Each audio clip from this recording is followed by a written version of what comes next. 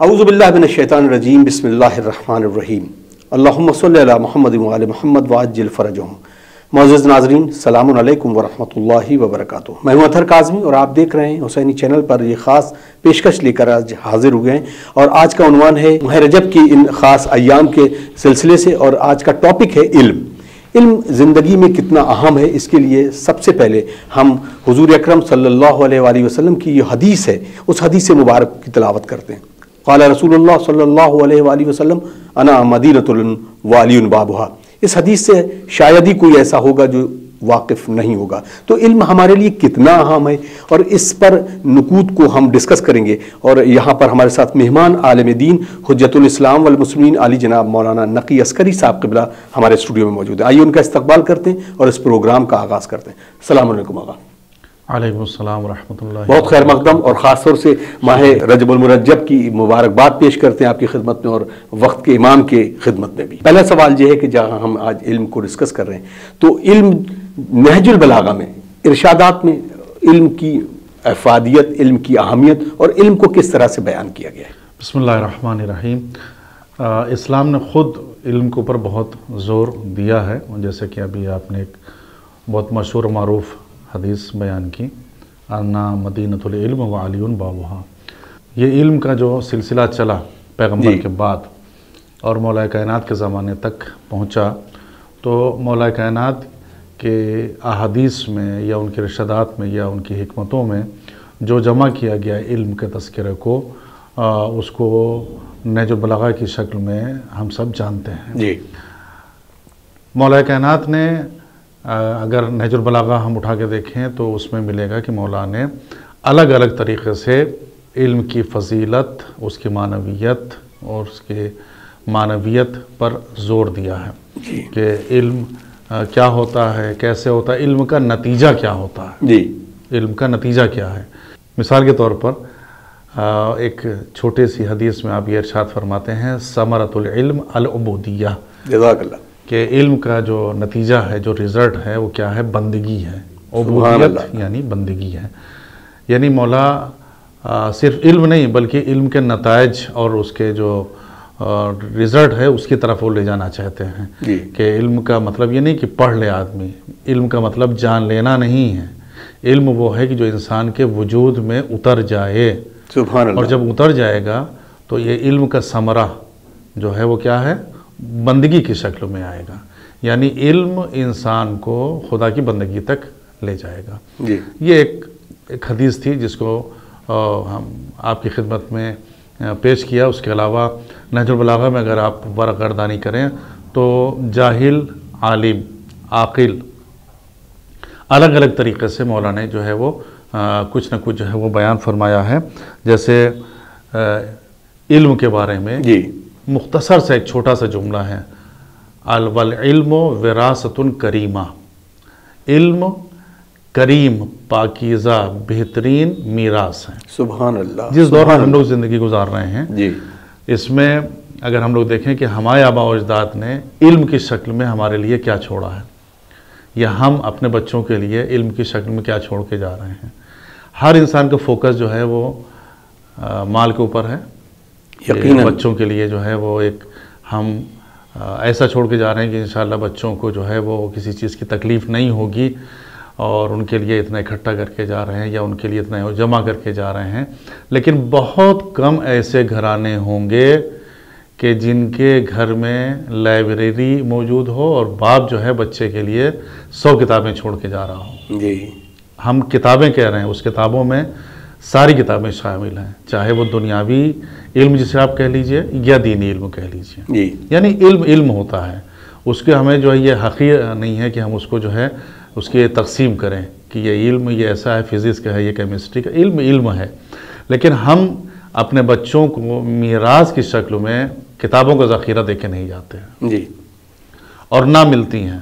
بہت کم ایسے لوگ ہوں گے کہ جن کو شوق رہا ہوگا خود پڑھنے کا، اور انہوں نے چاہا ہوگا کہ چلو ہم اگر اس سے استفادہ کر رہے ہیں تو آئندہ نسل تک بھی جو ہے ایک بہترین، اور یہ کتابیں یا علم جو ہے وہ کبھی ضائع نہیں ہوتا ہے، بے شک کبھی ضائع نہیں ہوتا ہے۔ یہ انسان سوچے نا کہ میرا ایک بیٹا ہے وہ کہاں چلا جائے گا پڑھنے کے لیے، کیا ہوگا، اور اس کے بعد یہ کتابیں ہم لائیں گے تو گھر میں رکھیں گے تو بیکار.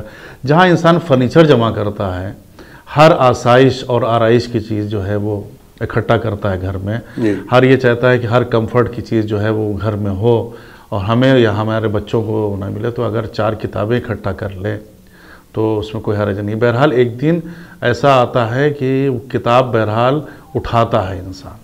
بے شک. اب ہمارے یہاں عام طور سے میزوں کے اوپر جو ہے موبائل رہتا ہے، لیکن ایک زمانہ تھا کہ کتابیں رہتی تھیں، چاہے وہ ڈائجسٹ کی شکل میں ہو، چاہے وہ ناول کی شکل میں ہو، لیکن کم سے کم اردو ادب تو بہتر ہوتا تھا. سبحان اللہ. کیونکہ آپ نے یہ سوال کیا ہے آج کے اس ماحول میں جہاں ٹیکنالوجی کا بڑا زمانہ ہے، کہ کیا ہر زمانے میں ایک نہ ایک چیز صنف بدلتی رہی ہے. خاص طور سے علم کے حوالے سے اگر ہم بات کریں تو کبھی کتابوں کا ایک جمع کرنا لوگوں کی ایک ہابی ہوا کرتی تھی، لیکن کیونکہ آج کی کتابیں ساری کتابیں موبائل انٹرنیٹ کے ذریعے کمپیوٹرز پہ موجود ہیں. کیا اب ہمیں بھی چینج ہونا چاہیے؟ میں نے آپ سے سوال اس لیے یہ کیا کیونکہ آج کے دور میں اگر ہم یہ اپنے ینگسٹر کو پہنچائیں کہ علم حاصل کرنا ضروری نہیں ہے کہ آپ اس کتابیں جو دفتین ہے، بین الدفتین ہے، یا کوئی بھی کتاب اس طرح کے، کیا کمپیوٹر اور اس طرح کی ذریعے سے بھی کتابوں کا علم حاصل کیا جا سکتا ہے؟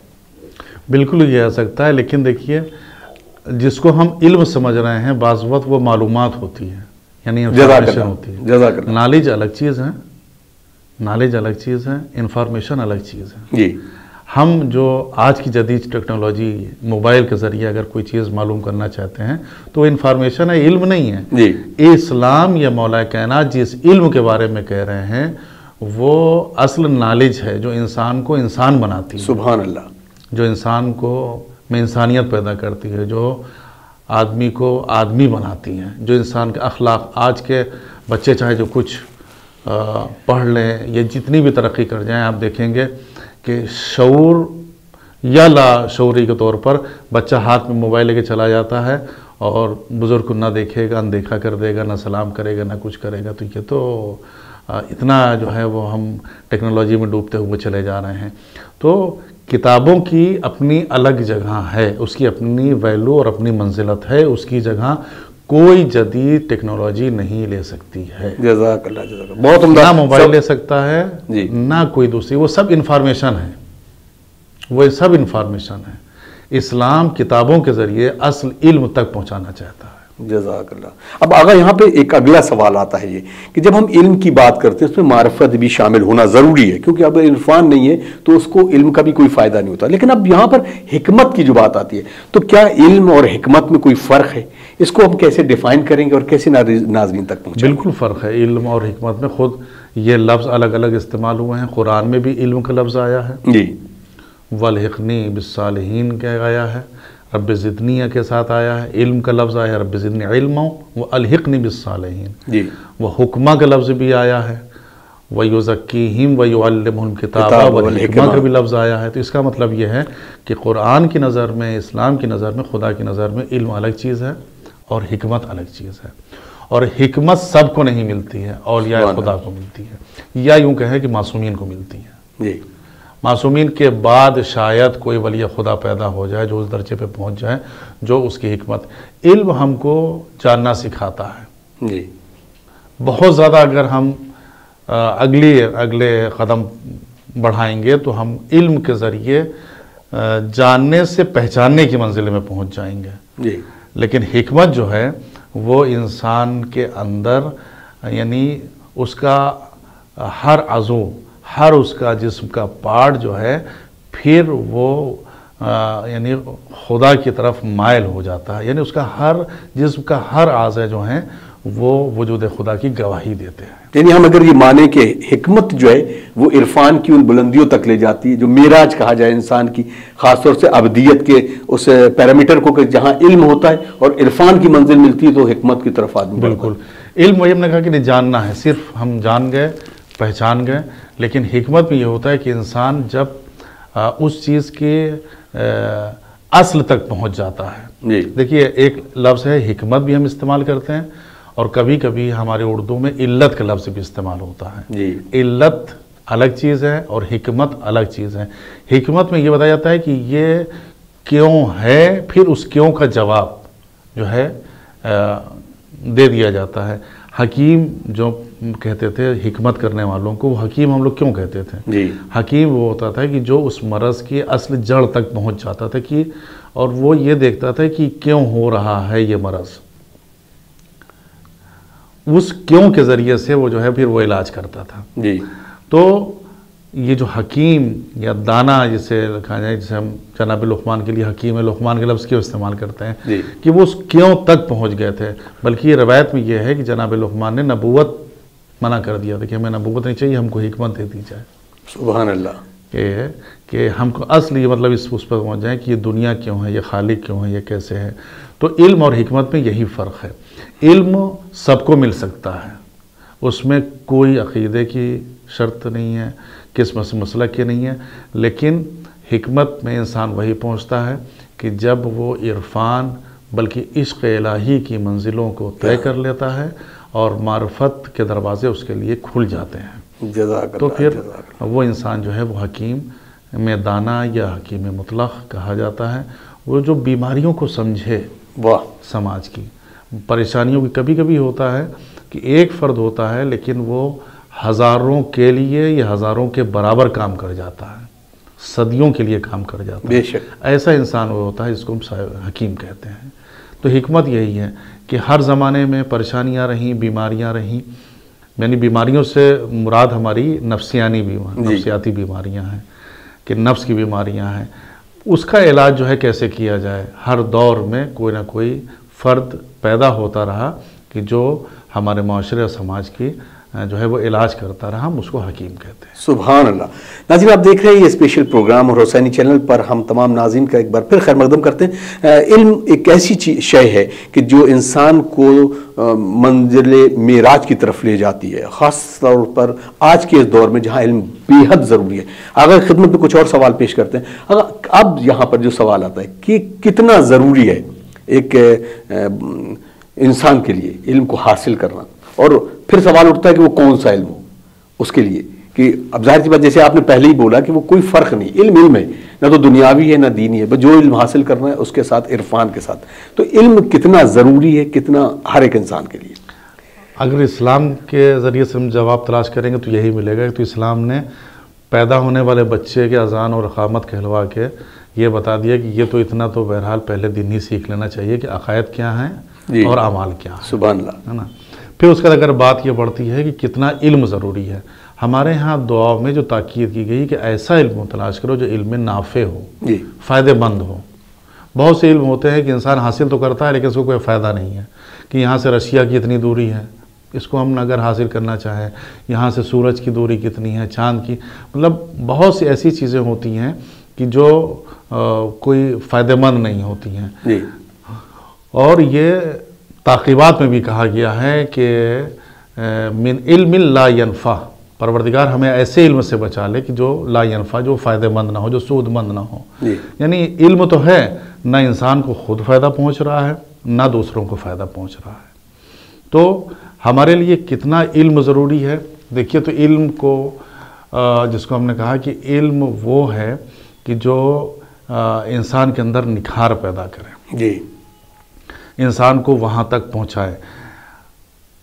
ایک علم ہم جو ہیں وہ سن لیتے ہیں، ایک علم وہ ہوتا ہے کہ جو ہم جان لیتے ہیں، ایک علم وہ ہوتا ہے کہ جو ہم پرکھ لیتے ہیں یعنی تجربے کی حد میں، اور پھر سب سے آخری منزل جو علم کی ہوتی ہے وہ ہوتی ہے کہ جو علم انسان کے وجود کا حصہ اور ٹکڑا بن جائے، یعنی وہ چلے، اس کے چلنے سے انسان اللہ کو یاد کرنے لگے، ایسا انسان جو ہوتا ہے وہ آیت اللہ ہوتا ہے، سبحان اللہ، ہے نا۔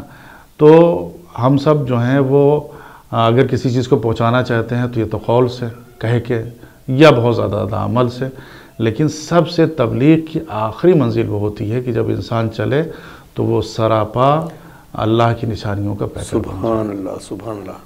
اور علم کے لیے کوئی قید ہی نہیں لگائی ہے اسلام نے، اس نے تو لحد کہہ دیا ہے کہ مرتے دم تک جو ہے وہ تم حاصل کرتے رہو، اور وہی علم حاصل کرو کہ جو علم تمہارے اندر جو ہے وہ کچھ ٹیلنٹ پیدا کر سکے، کچھ تمہارے اندر جو ہے مہارت اور فن کو پیدا کر سکے. تو علم کی دنیا میں ہم اگر آئیں اور جس فیلڈ میں جو جہاں پر ہے, چاہے دینی ہو چاہے وہ دنیاوی ہو, پہلے وہ یہ دیکھے کہ کون سا علم سود مند ہے, نفع دینے والا کون ہے, کون ہمارے جو ہے وہ فائدہ کرنے والا ہے. دیکھیے علم کی ہوڑ میں تو سب لوگ لگے ہوئے ہیں. جی. آج کا جو زمانہ ہے وہ ہم اپنے بچے سے کہتے ہیں کہ تمہیں فرسٹ آنا چاہیے. جی. یعنی ہم فرد کو تیار کر رہے ہیں, معاشرے کو تیار نہیں کر رہے ہیں. تمہیں سب سے اچھے نمبر اپنے کلاس میں لانا چاہیے 40 بچوں میں. یعنی اسی بچے کو ہم اپنے بچے کو آگے کر رہے ہیں. 39 بچے اگر جو کلاس میں ہیں تو ان کو چاہتے ہیں ہم پیچھے کر دیں. جی. اسلام یہ نہیں کہتا. اسلام کہتا ہے کہ 40 کو لے کے ساتھ چلو. اپنے صرف بچے کی تمہیں کیوں فکر ہے. تو آج کا بچہ جو ہے وہ صرف نمبروں کے اوپر لگ گیا ہے, یا ہمارے ایسے والدین جو ہیں صرف ڈگریوں کے اوپر لگ گئے ہیں. جی. کہ اس نے یہ کر لیا, اس نے وہ کر لیا. اور حقیقت یہ ہے کہ یہ جو ڈگری ہے یہ کاغذ کا ردی کا ٹکڑا ہوتی ہے جو ہمارے بچوں کو بیوقوف بنانے کے لیے دیا جاتا ہے کہ اس کے ذریعے سے وہ نوکری تلاش کر لیں. نوکری یعنی غلامی تلاش کر لیں. جی. اور جس دن وہ نوکری مل جاتی ہے اس کے بعد وہ کاغذ کا ٹکڑا جو ہے وہ, کسی نے کوئی بھی سند حاصل کی ہو, سرٹیفکیٹ حاصل کی ہو, وہ کب تک کام آئے گا. اس کی ایک ایج ہوتی ہے کہ اگر سروس ملنا ہے تو بھائی 40 سال تک, 35 سال تک, اس کے بعد تو پھر وہ بیکار ہو گیا ہے نا. جی. تو ہم سب جو ہیں وہ لگے ہوئے ہیں کس میں کہ سرٹیفکیٹ مل جائے, سند مل جائے, اچھے نمبر مل جائیں, اور بس وہ ایک جسے کہا جاتا ہے کہ جتنے بھی انسٹیٹیوٹ ہیں, جتنے بھی کالج ہیں, یونیورسٹی ہیں, وہ ایک طرح سے بیوقوف بنا رہی ہیں. یعنی انسان بھوکا ہے فطری طور سے. جی. تو کبھی اس کو وہ غذا ملتی ہے کہ جس سے صرف اس کا پیٹ بھر جاتا ہے, اور کبھی اس کو وہ غذا ملتی ہے کہ جو اس کے اندر انرجی پیدا کرتی ہے. آج کی جتنے بھی کالج یونیورسٹی ہیں وہ یہ تعلیم یا علم تو دے رہے ہیں, لیکن پیٹ بھرنے کی حد تک ہے, انرجی ہمارے بچوں کو نہیں مل رہی ہے. جی. مطلب وہ تربیت اور تعلیم کے حوالے سے آپ نے وہ والی بات بالکل فیل ہیں بچے. ہم نے مثال دی ہے نا کہ آج کا بچہ جوان نکل جاتا ہے, ہاتھ میں موبائل ہوتا ہے اور بزرگ کو سلام نہیں کرتا, جبکہ گزشتہ 20 جب تک یہ نہیں آیا تھا, اس سے اگر 20 سال پہلے آپ چلے جائیں تو مجال نہیں ہوتی تھی کہ محلے کا کوئی بزرگ جائے اور کوئی بچہ جو ہے وہ ان کے سامنے سے گزر جائے یا کوئی بچی گزر جائے. تو اب سوال یہ اٹھتا ہے آغا کہ اب ہم یہاں پہ تعلیم کو ہم کس معیار سے لیں. ایک تعلیم وہ ہے کہ جو تقرب الہی سے دور کر رہی ہے, اور ایک تعلیم یہ ہے کہ جو تقرب الہی کے تک پہنچا رہی ہے. تو اب اس علم کو ہم کس طرح سے کیسے ڈیفائن کریں گے کہ لوگوں کو کس طریقے سے, خاص طور سے وہ جو افراد جو ہیں جو تمام تر چیزوں کے ساتھ اہل بیت علیہ الصلوۃ والسلام کے در سے وابستہ ہیں, ان کے لیے علم کا معیار کیا ہوگا اور کیسے اس کو آگے بڑھائیں گے؟ دنیاوی علم حاصل کریں ضرور, لیکن دیکھیں کہ ان کے اندر انسانیت اور اخلاق پیدا ہو رہا ہے کہ نہیں. جی. اسلام کب منع کرتا ہے کہ میڈیکل سائنس بچہ نہ پڑھے اور ڈگری کیوں نہ لے, پڑھے, لیکن اگر کوئی ڈاکٹر ہے, معالج ہے, یا مثال کے طور پر انجینئر ہے, یا دانشور ہے, یا لیکچرر ہے, تو اس کے اندر کتنا جو ہے کتنی انسانیت پائی جاتی ہے, کتنا اس کے اندر اخلاق پایا جاتا ہے. اسلام تو اس تعلیم کو پسند کرتا ہے کہ جو تعلیم بھی رہے اور انسان بااخلاق بھی رہے. جی. لیکن اگر اچھی ڈگریاں لینی, بڑی ڈگریاں لے لی, ماسٹر کے بعد جو ہے وہ اور اس سے بڑھ کے جو ہے ڈگریاں لے لی, لیکن اس کے بعد انسان کے اندر بات کرنے کا شعور نہیں ہے, نظر اٹھا کے دیکھنے کا طریقہ نہیں معلوم ہے, چلنے کا طریقہ نہیں معلوم ہے, گاڑی کہاں پارک کی جائے اور کیسے چلائی جائے, تو وہ ایسی ڈگریوں کا کیا فائدہ ہے؟ جزاک اللہ. اب خواتین کی علم کی بات کرتے ہیں کیونکہ ہمارا ٹاپک ہی علم کی ہے. کہ کہا یہ جاتا ہے کہ ایک فرد, ایک شخص, ایک مرد اگر پڑھتا ہے تو وہ خود اپنے بنفس نفیس اپنے ذات کے لیے پڑھتا ہے, لیکن خاتون کی ایجوکیشن, اس کی کا علم یا اس کو آگے بڑھانے کے لیے ایک سماج کی نشست ہوتی ہے اور سماج کو ایک تشکیل دینے کا ایک عمل انجام دیتا ہے. تو کتنا اہم ہے خاتون کے لیے, کیونکہ ہم ولادت امیر المومنین علیہ الصلوۃ والسلام کے حوالے سے اس رجب مرجب میں گفتگو کر رہے ہیں, تو ایک خاتون کو پڑھنے کے لیے کتنا انکریج کرنا چاہیے آج کے معاشرے میں؟ اسلام نے تو کہیں پابندی لگائی نہیں ہے خاتون کے اوپر کہ وہ علم حاصل نہ کرے. جی. اگر یہ بھی کہنا فریضۃ علی کل مسلم و مسلمان, یعنی عورت خاتون سب کو جو ہے اس نے کہا ہے. اتنی تعلیم تو بہرحال ہر خاتون کے لیے ضروری ہے کہ بچے کی اچھی تربیت کر سکے. جی. یہ پہلا جواب ہے. جی. یعنی اتنی واجب ہے. اب واجب کے بعد کتنی تعلیم اور حاصل کر لے, بچی دیکھیے، بچی کے شادی اور عقد میں تعلیم رکاوٹ نہ بنے، نسل بڑھنے میں تعلیم رکاوٹ نہ بنے، یہ بات ہم اشاروں میں آپ سے کہہ رہے ہیں۔ جی جی میں سمجھ رہا ہوں، میرے خیال سے ناظرین بھی اتنے سمجھدار ہیں کہ اللہ کرے سمجھ رہے ہوں۔ انشاءاللہ اسلام منع نہیں کرتا ہے تعلیم سے، بچی پڑھے، خوب پڑھے، ایک تو دین اس کے ہاتھ سے چھوٹنے نہ پائے، جزاک اللہ، مثال کے طور پہ کہ بے پردہ ہونا پڑے، یا اس کی نماز چھوٹ رہی ہو، یا ایسا غیر اسلامی اس کو جو ہے دین مل رہا ہو، یا اس سے نامحرم جو ہے وہ مس ہو رہا ہو، یہ سب اسلام پسند نہیں کرتا ہے۔ پہلے یہاں پر اگر یہ سب چیزیں نہیں ہیں تو پھر اسلام یہ کہتا ہے کہ دیکھو، خاتون کو جو ہے جس مقصد کے لیے پیدا کیا گیا ہے کہ جن کے ذریعے سے جو ہے نسل بڑھنا ہے، اور ضروری ہے کہ جسمانی طور سے وہ صلاحیت جس میں باقی رہے کہ ان کے ذریعے سے نسل بڑھ جائے۔ زیادہ پڑھنے کے نتائج جو نکل رہے ہیں اس میں اگر آپ یہ دیکھیں گے کہ زیادہ علم جو ہے وہ ایک تو شادی میں تاخیر کا باعث بن رہا ہے، اور تاخیر ہونے کے سبب سے چونکہ دونوں ایک ہی علم کی منزل پہ ہوتے ہیں بعض وقت، اس لیے طلاق بھی زیادہ ہو رہی ہیں۔ کیوں؟ اس لیے کہ خاتون پہلے دن سے معلوم ہے اس کو کہ میں بھی اتنی ہی پڑھی ہوں جتنا میرا شوہر پڑھا ہوا ہے، یا میری سیلری اتنی ہے جتنی میرے شوہر کی، میں اس سے کسی سے کم میں نہیں ہوں، تو وہ پھر پہلے ہی دن سے جو ہے جب مقابلے کی بات آتی ہے تو کوئی جھکنے کو تیار نہیں ہوتا۔ جزاک اللہ۔ آغا وقت بالکل اجازت نہیں دے رہے، اور انشاءاللہ اگلی اس گفتگو کو اور آگے بڑھائیں گے، اور مزید علم پر اور روشنی انشاءاللہ آپ ڈالیں گے اس پر اور گفتگو کریں گے۔ ناظرین ہمیں دیجیے اجازت، اور ہم بیحد شکر گزار ہیں آغا کا جنہوں نے وقت دیا اس پروگرام کے ذریعے۔ ہمیں دیجیے اجازت، انشاءاللہ اگلے پروگرام میں پھر ملاقات ہوتی ہے۔ والسلام علیکم ورحمۃ اللہ وبرکاتہ۔